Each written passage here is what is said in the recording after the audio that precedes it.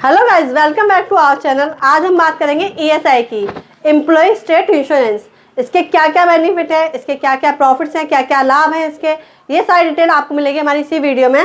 तो इसके बेनिफिट और प्रॉफिट्स बताएगा ब्रजेश। बताओ ब्रजेश। यस मैडम, ईएसआई के कई सारे बेनिफिट हैं। अगर कोई एम्प्लॉय ईएसआई कवर्ड है और तो उसे ओपीडी, आईपीडी और ईएसआई हॉस्पिटल में उसका फ्री इलाज होता है। सिकनेस बेनिफिट, अगर किसी एम्प्लॉय को कोई बीमारी हो जाती है तो उस बीमारी के दौरान उसे 91 डेज तक 70% सैलरी का पार्ट मिलता है।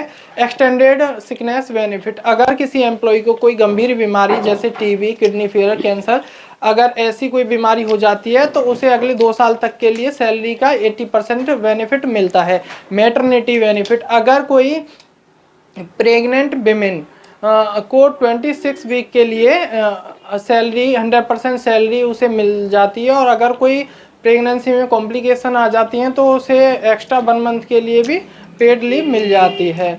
और डिसेबिलिटी बेनिफिट्स, अगर कोई एम्प्लॉय काम करने के दौरान अगर किसी को कोई इंजरी हो जाती है, अगर कोई टेम्परेरी डिसेबिलिटी हो जाती है तो उसकी सैलरी का 90% उसे तब तक दिया जाता है जब तक कि उसकी रिकवरी ना हो जाए।